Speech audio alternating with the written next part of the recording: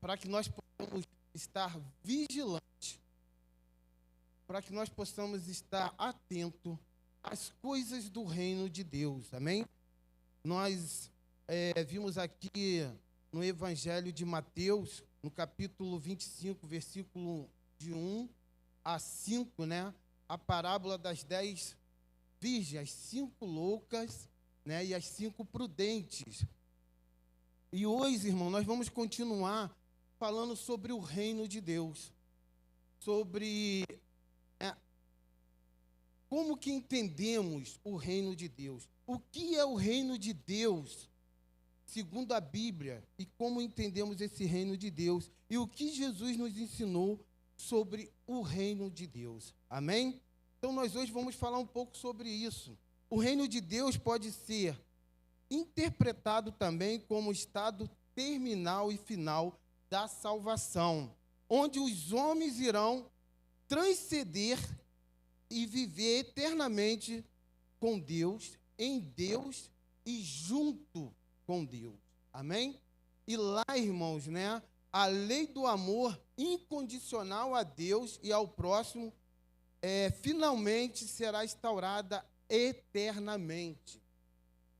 Então, o reino de Deus, né, ele é mais do que nós possamos ver ou até mesmo, às vezes, entender. Amém? Glória a Deus. O que é o reino de Deus, segundo a palavra de Deus, segundo a Bíblia? Nós vamos ler apenas um versículo que se encontra lá no Evangelho de Mateus, no capítulo 6.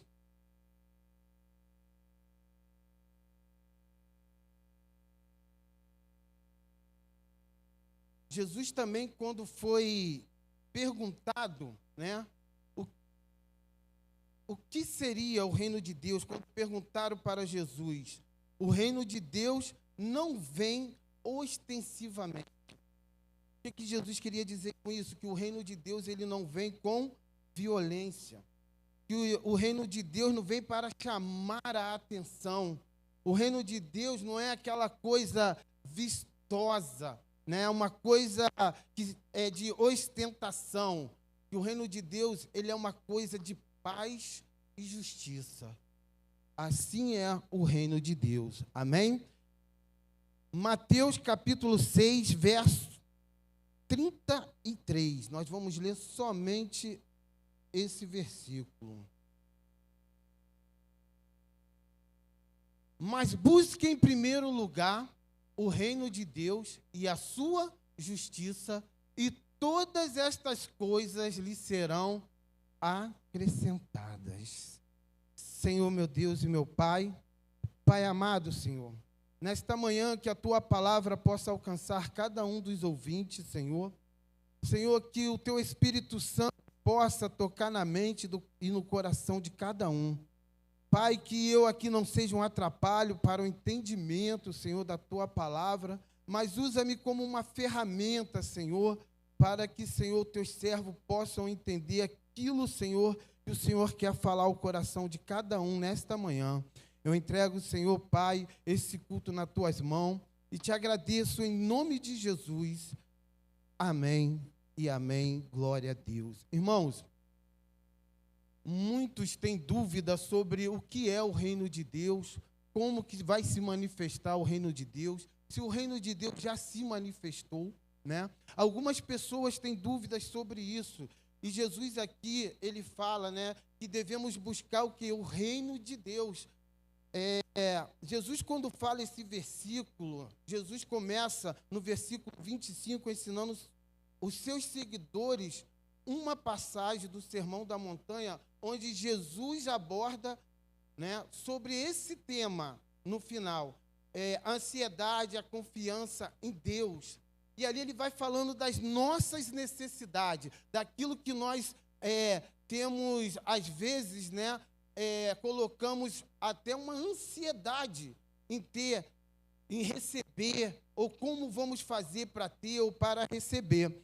E Jesus vai falando, né, nesse sermão, E Jesus vai finalizando no versículo 33, ensinando que a prioridade dos seus seguidores deve ser buscar o reino de Deus e a sua justiça.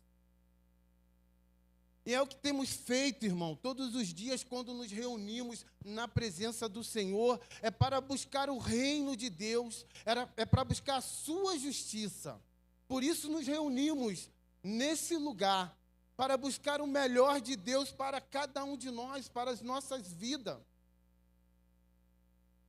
E devemos buscar verdadeiramente, em primeiro lugar, o reino de Deus. Jesus ensina sobre a prioridade do reino de Deus em nossas vidas. Precisamos colocar o reino de Deus como prioridade, irmão. E aí a palavra diz que quando nós buscamos o reino de Deus, colocamos o reino de Deus como prioridade, as outras coisas nos serão acrescentadas, que nós temos que estar ansioso com o que vamos vestir, com o que vamos comer, com o que vamos beber. Porque isso o Senhor vai nos dar quando nós verdadeiramente colocarmos o reino dele como prioridade. Ele enfatiza que colocar Deus em primeiro lugar é essencial. Colocarmos Deus em primeiro lugar é essencial, irmãos. E que todas as nossas necessidades serão atendidas como resultado dessa prioridade. Quando nós colocarmos verdadeiramente Deus em primeiro lugar, irmão, todas as nossas necessidades serão atendidas. Todos os nossos anseios serão atendidos. Mas precisamos verdadeiramente colocar Deus como prioridade.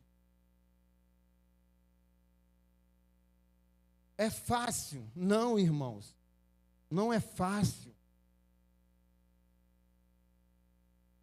Porque muitas vezes somos envolvidos por essa ansiedade, por esse desejo, né? E colocamos, às vezes, algumas coisas que não são prioridade. E esquecemos de colocar o reino de Deus, colocar a Deus como prioridade em nossas vidas. Amém? Devemos focar nossas vidas na busca do reino de Deus e na prática da justiça.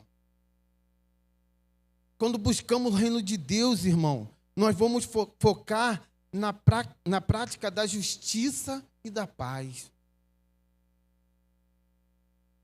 Na prática da justiça e da paz. Porque, irmão, se buscarmos o reino de Deus, as outras coisas nos serão acrescentadas. Então teremos paz para que possamos ser justos.